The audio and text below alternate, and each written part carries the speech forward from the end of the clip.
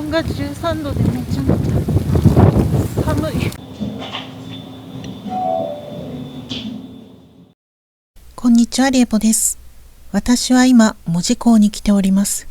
そうです。前回門司駅で降り間違えて、やっと門司港にたどり着きました。門司港といえばこのホームの景色ですよね。とか言って初めて見るんですけど、やっぱなんか雰囲気がいいですね。みんながここでサムネイルを撮る気持ちがわかります。というわけで私も撮ってみました。一番いらないショットですね。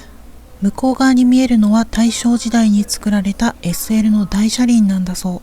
手前に見えるのは鹿児島本線の始発と終着点の表す車止め。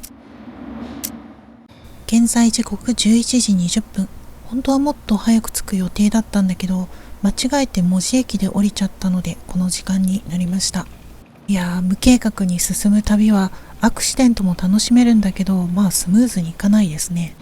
降りた瞬間はめちゃめちゃホームに人が溢れて賑やかだったんだけど、写真撮るのもなんか順番待ちみたいな感じだったけど、しばらく待ったらこんな風に静かなホームに戻ったので、静けさのある写真が撮りたい人はちょっと待った方がいいかもしれない。というわけで門司港駅舎の中に入っていきます。天井になんかシャンデリアっぽいものがある。大正14年に建てられた建物らしくって、保存のために修復なんかはされているようなんだけど、レトロな雰囲気がそれでも目いっぱい残ってますね。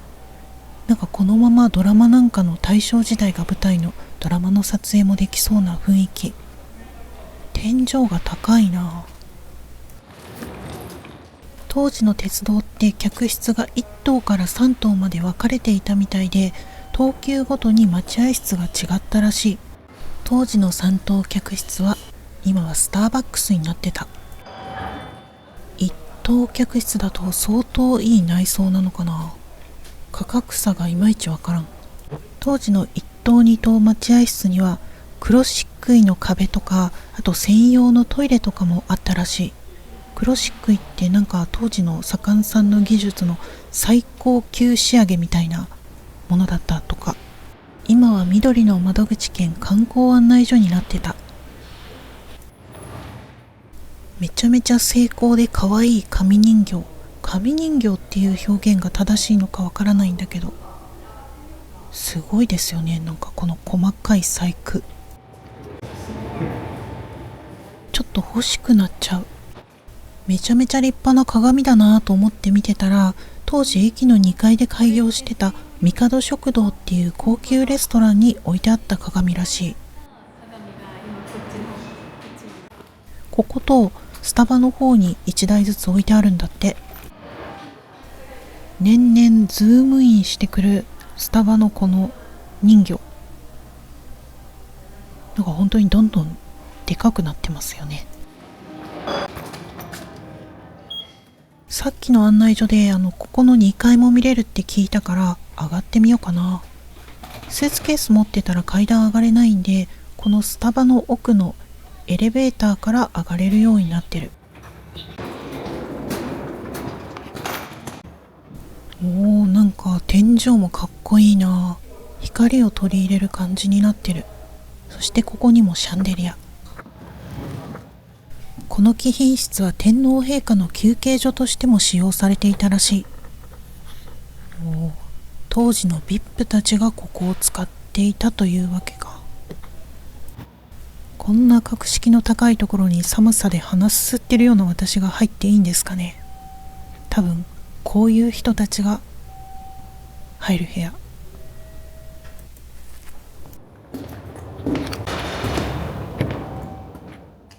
隣の部屋はと、ここは昔の VIP のお付きの人たちが待機した部屋。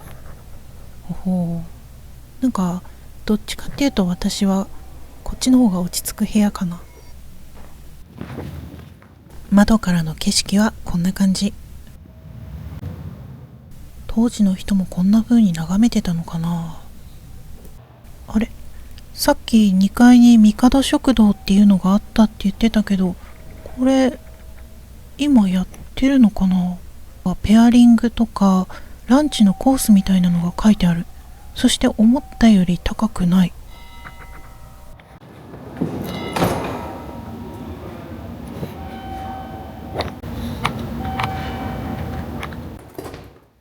一通り見たので駅前の方に出たいと思います。おー、なんか外も雰囲気がいいですね。ここは何かの売り場だったのかな。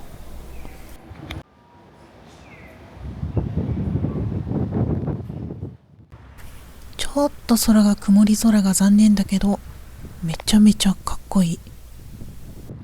左右シンメトリーっていうのは風水的にもいいらしいですね。風水のことあんま詳しくないけど、駅前からすでにレトロな雰囲気。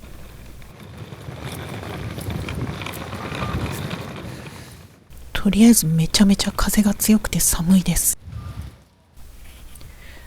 門司港っていうのはなんか昔は横浜、神戸と並んで日本三大港の一つに数えられていたんだそう。大陸貿易の拠点として今では想像もつかないほどのお金と人が集まるエリートの街だったとか。なんだこれ、バナナの叩き売り？門司港ってバナナの叩き売りの発祥の地だったんだ。寅さんじゃないんだ。ツタがすごいな、この建物。物流の一大拠点だっただけあって駅前の建物は日本郵船や三井物産などそうそうたる企業が並んでますね。なんだろうこれ、ポセイドンかな。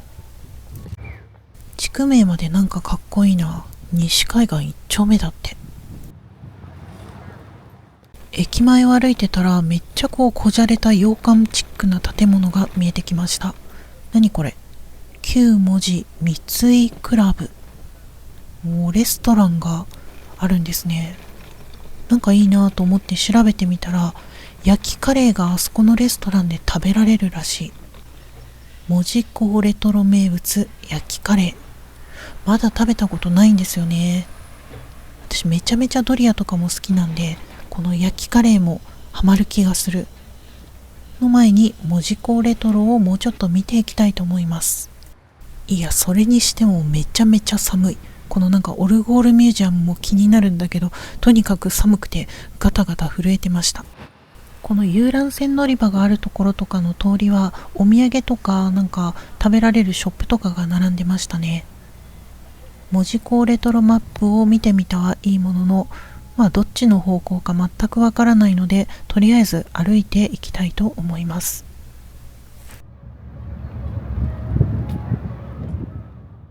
さっき駅でこの門司港レトロを見て回るのってどれぐらい時間かかりますかって聞いたんだけど、3時間ぐらいあればさっと回れるみたいなことを聞いたんで、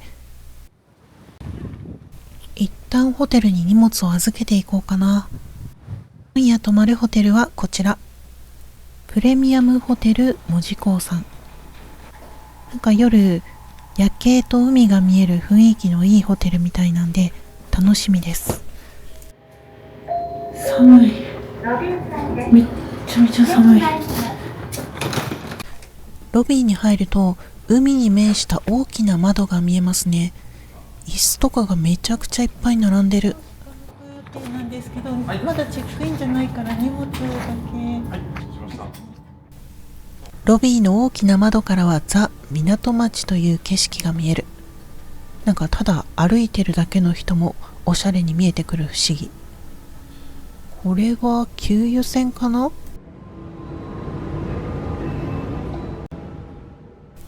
奥に見えてるあの橋が関門橋か。ここから本州につながってるんだな。下関ってどんな感じなんだろう。ホテルの様子は門司港レトロを一通り見てから帰ってきてからにしよっかな。レストランにステーキがあるのか。なんか上のイタリアンも美味しそうだな。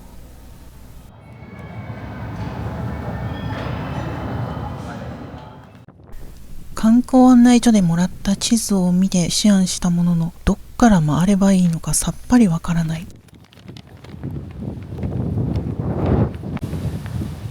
れが今日泊まるホテルですね。プレミアムホテル門司港というわけで、ホテルの前にいた守衛さんに聞いてみました。なんかね、守衛さんのおすすめは海峡ミュージアムっていうところらしい。一押しだって言ってたんで、ひとまずそこに向かいたいと思います。門司港駅すぐそこですね。ここはなんだ、乗船場か。下関駅と巌流島行きの船が出るみたい。唐戸港までは5分、巌流島までは10分。20分ごとに出てるんですね。あ、でも巌流島行きは全便運休って書いてある。今日気温が13度でめちゃめちゃ寒い。これはあれっぽいですね。ホテルから歩いて約7分、関門海峡ミュージアムに到着しました。おすすめされたので来てみたんだけど、なんかミュージアムってもしかしてファミリー向けなのかなって思って来てみたんだけど、どうなんだろう。1階から4階までは展示があって、5階に展望デッキがあるみたい。なんだこれ、着付け体験とかできるのかな。門司港レトロの街を袴を着付けてもらって歩ける体験ができるみたい。ただし予約制。レトロ電車の模型とかある。もうなんかこの街並みがリアルだな。バナナ資料室。なんだろう、いろんなバナナが飾ってあるのかな。2階から見たらあれみたいですね。なんかこうNHK のドラマの撮影セットみたいな感じ。なんかバナナの匂いがする。超バナナの匂いのする空間でバナナの妖精ちゃんたちと写真を撮ります。この左の妖精ちゃんめちゃめちゃ可愛いですよね。妖精なのかな。門司港がなんでバナナの叩き売りの発祥の地になったかって言ったら、門司港ってもともとその日本三大港の一つだったわけなんだけど、その関係で台湾とか東南アジアから輸入貨物が多く入ってきたですよね。でその中にバナナもあって、バナナって言ったら当時は高級品の部類に入るものだったんだけど、輸送の期間に熟すのも早いっていうのだったり、足も早い、黒くなってしまうのも早いっていうので、いかに早く売り切るかっていうのの手法として叩き売りっていうのが生まれたみたい。いや、おかみ、困った顔してどうしたんね。いやね、この人が酔っ払うて犬と喧嘩しよるんですよ。やかましい。港が一望できる5階の展望デッキに向かってみます。なんか水が流れてるのかな。なんだろうこれ。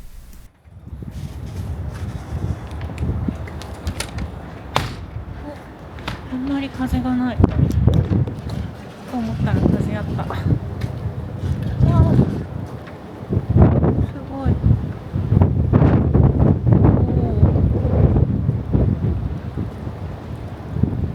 海の上みたい。すごい。海沿いだからかとにかくどこに行っても風が強い。ジブリのアニメとかでブルブルってなった時ぐらい髪の毛が常に逆立っておりました。4階にはキャプテンリカちゃんもいました。なんかリカちゃんって言ったらこのポーズですよね。昔ながらの食感、昭和レトロプリン。4階のカフェでプリンが食べられるのか。ちょっと昭和レトロの硬いプリンっていうのが好きなんで行ってみたいと思います。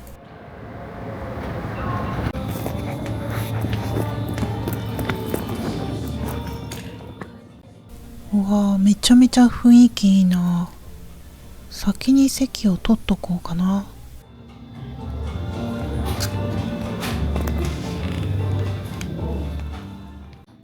焼きドーナツか。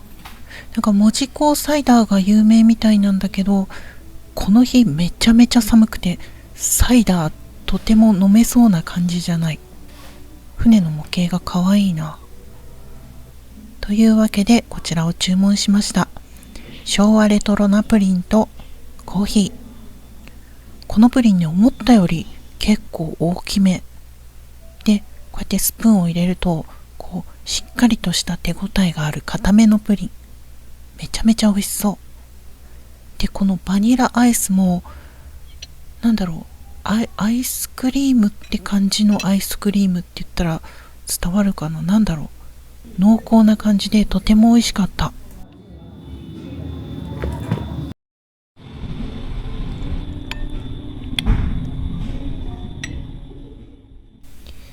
軽くデザートって感じで考えてたんだけど、プリンもアイスもね、結構こう食べ応えがある感じで、ちょっとねお腹いっぱいになっちゃった。昭和レトロプリン侮れないですね。で、この門司港サイダーカラフルで素敵なんだけど寒すぎたので今回は注文を断念。トーストもありました。周りのお客さんを見たら門司港サイダーをね何種類か並べて写真撮ってる観光客の方とかいましたね。海外の方だったのかな。この寒いのに根性あるなって思いながら見てました。いや YouTuber なら寒かろうが全部飲めって話ですよね。はい。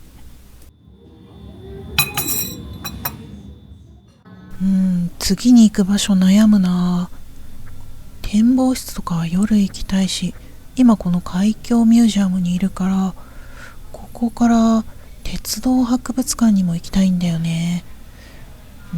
どの順番で回っていくか悩む。っていうかこれ3時間で本当に回れるのかな。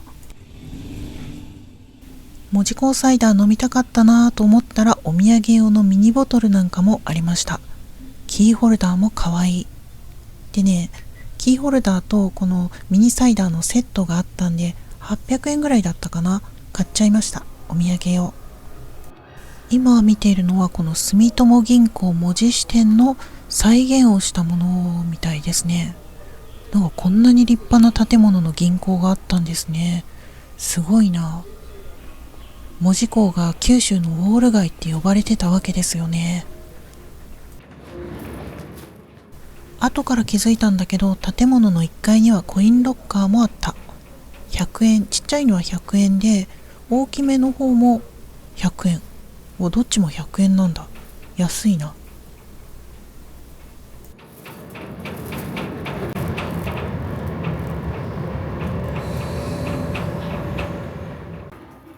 大正時代の門司港を再現したフロアには電車もありました。中の方にもね入れるようになってる。中はこんな感じ。売店みたいなのもあったので立ち寄ってみました。なんかこう商品を物色してる時って人間こうなんか不審者感がありますね。改めて自分を見ると。売り場には門司港グッズがずらりと並んでました。門司港タオルに門司港コースターに門司港カップ。あとね、このサコッシュとかバッグ類にこう門司港キャップ。もうこれかぶってサコッシュ門司港っていうのをつけてたらもうバッチリですよね。旅先で結構買っちゃうのがこれ。冷蔵庫に貼っつけてます。かわいいよね。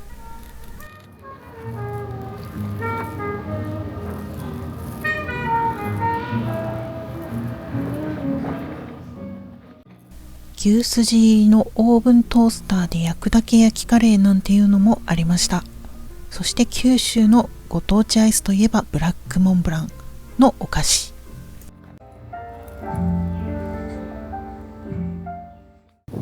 海峡じゃないミュージアムを出てすぐ右の建物。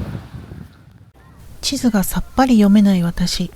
海峡ミュージアムの職員さんにここから一番近いレトロはどこですかと言ったら斜め前にあるよと言われたので向かったのがこちら。旧大連航路上屋。昔の国際ターミナルだった場所なんだって。入ってみたら船の模型がいろいろ並んでる。なんかね、このショーケースの中っていうのは個人の所有だったりするものがあるみたいなので、ちょっとモザイクかけてますね。映していいかわかんなかったんで。で、ここの当時の旅客運賃とか見たら、文字から大連まで1000万円ぐらいしたんじゃないかなんて計算になって、ちょっとビビりながら見てました。これは何だろう。何の機械かな。なんかプリンターみたいですね。照明と思いながら見てたら、アニメーションの撮影台でした。で、この横の机に書かれているのが、これってサザエさんじゃない？この機械ものすごい古いのかと思いきや、ジブリ作品の名作やエヴァンゲリオン、ポケットモンスターなどの制作に使われていたらしい。この機械からあの名作が生み出されていたと思うと感慨深いですね。そう、さっきこの場所は旧国際ターミナルだって言ったんだけど、ここにね、松永文庫っていう北九州が誇る映画の資料館があるんですよね。松永さんっていう個人のコレクションがここに展示されているとか。それにしてもこれ個人のコレクションとは思えないぐらいすごくないですか？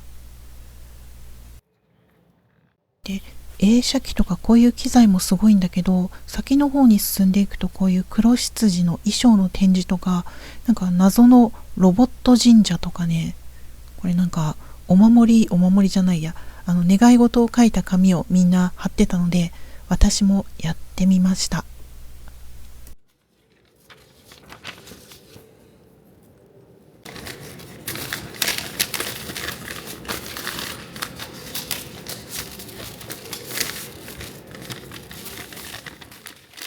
いや、折り紙って意外と難しいですよね。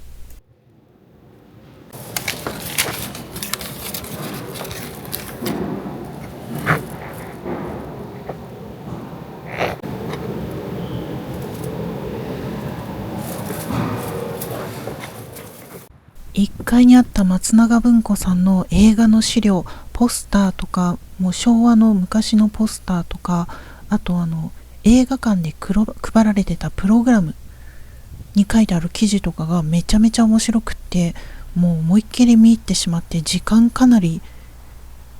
の予算かなりオーバーしちゃった。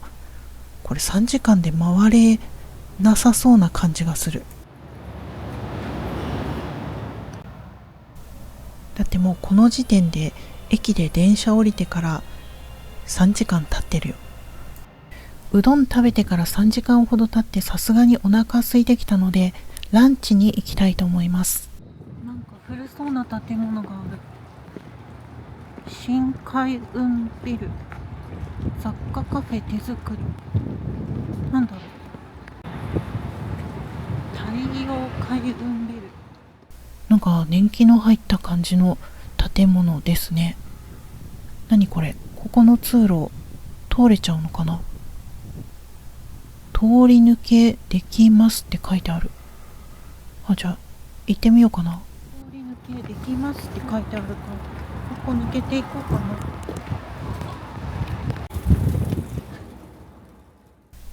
当ビル関係者お客様は通行できます。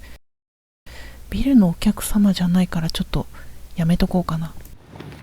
さっきのところ通れたら駅前の方にさっと出れるかなと思ったんだけど、行き当たりばったりで進んでいるせいで全然時間ロスしてますね。なんだこれ、バナナ。ここにもバナナの叩き売り。こうなってくると本物の叩き売りを見たくなっちゃいますね。焼きカレーの自販機もあるんだ。王様焼きカレー、なんか人気のとこなのかな。というわけで駅前に戻ってきました。駅の前にあるこのビル、 JP 門司港ビル、旧門司優先ビルですね。昭和2年に建てられたこのビル、それまでと違って直線的でモダンなアメリカ式のデザインが特徴みたい。ここって中入って見れちゃうのかな。入ってみるか。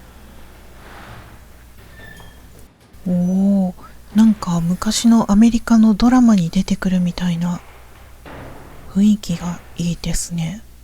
ここ今も使われてるのかな。日本郵船九州支店。そういえば私勝手に日本郵船って U っていう字がついてるから郵便局のグループか何かかなと思ってたんだけど、全然違うんですね。U ってつくのは昔郵便も運んでいたから U っていう字が入ってるだけで、郵便局全然関係なかった。全然関係ないってこともないんだけど。エレベーターもなんかクラシックな感じだな。東洋オーチスって書いてある。ここはオフィスフロアになるのかな。っていうかここ入ってよかったんだろうか。ここにもなんか古き良き時代の雰囲気を感じますね。エレベーターが横からスケルトン。これ降りてくるところ見てみたいな。入り口だけちらっと覗いてみた。案内板に書いてあるオフィスの名前の字も書体もかっこいい。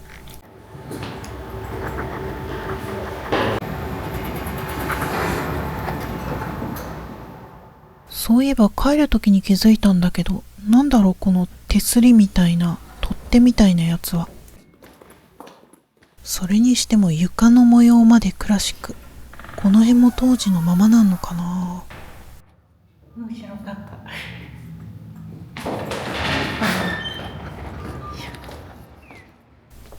いや、さっと3時間で回るどころじゃなかった。なんかどれもこれもじっくり見たすぎて、そりゃ外の建物とかさらっと見るだけだとどんどん進めるかもしれないんだけど、じっくり見出したらこれ絶対3時間じゃ全く足りないよ。それにしてもそろそろなんか食べるところ探さないとな。さっき焼きカレー食べたいなって思ったから。もうなんだこれ、白い焼きカレー。カレーなのに白いとかあるんだ。ここはビールを楽しめるところなのかな。クラフトビアホール門司港って書いてある。メニューもいろいろあるな。予定時間をすっかりオーバーして3時回ってます。めちゃめちゃ大急ぎで残り見てから何か食べよう。この辺もレトロだね。レトロだよ。建物がすべてレトロだ。どれもこれもじっくり見たいんだけど、全く時間が足りない。これ駆け足で見るようなもんじゃないなと思いながら、もうこの辺のレトロを手当たり次第に、探索していきます。ホームリンガ紹介。これもレトロな建物かな。おお、すごい。中が石造り。これ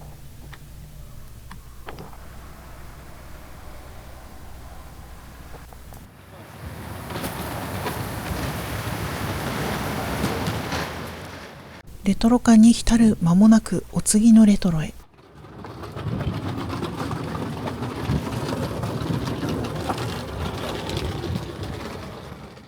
さっきから何度もちら見えしているこのオレンジ色のタイルの建物は旧大阪商船。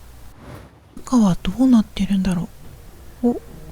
なんかこれなんだ、ギャラリーみたいな感じかな。じっくり見てたら日が暮れそうなので再びお次のレトロへ。というわけで三井クラブの前にやってきました。ここはね、なんかかの有名なアインシュタイン博士夫妻が宿泊した場所らしい。で、この中にあるレストランで焼きカレー、ちょっとおしゃれな焼きカレーが食べられるらしいので行ってみたいと思います。三井クラブ、いざ。なんだこれ、日本遺産御朱印。御朱印帳、御朱印じゃなくて御朱印帳があるんですね。もうなんか船のマークのステンドグラスもかっこいい。今の時間はカフェタイムなのか。っていうかカフェタイムももう終わってるの？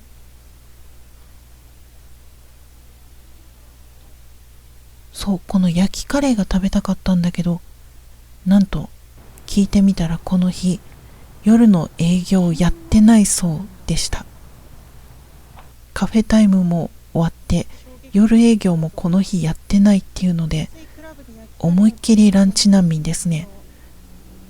おしゃれな焼きカレーが食べてみたかった。閉まってましたっていうか、今日ランチ2時で終わってて、今カフェタイムだったんですけど、夜ディナーを今日やってない日だったので、焼きカレーが食べられなかった。でも近くのにおすすめのお店を教えてもらったので、後から行こうと思います。桟橋通りかな。お、なんか商店街っぽいものが見える。栄町銀天街。良さげですね。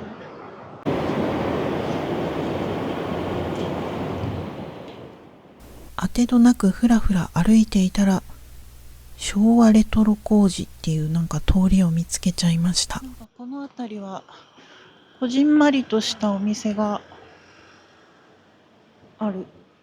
なんだこれ。なんだろうこれ。入ってみたい。昭和門司港レトロ工事。こういうなんかこう隙間があると入ってみたくなりますよね。なんかおでんのいい匂いがする。ここに入った途端にめちゃくちゃお出汁のいい香りがしてきて、と思って見てみたら、昼飲みやってる。中にもね、お客さんが結構入ってる感じ。観光ながらに平日昼飲みって書いてありますね。和風スナックとか、あとなんだこれ、おでん屋春さん。門司区、これは元町なのかな？コーヒー屋さんまである。なんかこの辺に他にも素敵な建物があるって聞いたんだけど、ちょっともう夕方近くなって行きたいと思ってた鉄道博物館5時で閉まっちゃうみたいなんで、急いで行きたいと思います。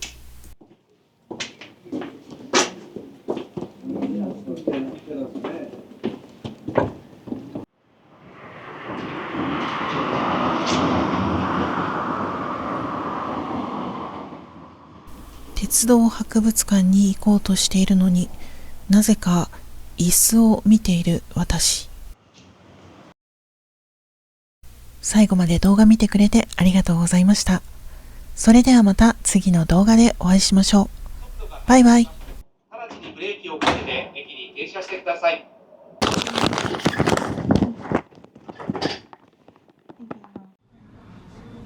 そういう初期の勝負に行くとってすぐに言うてました。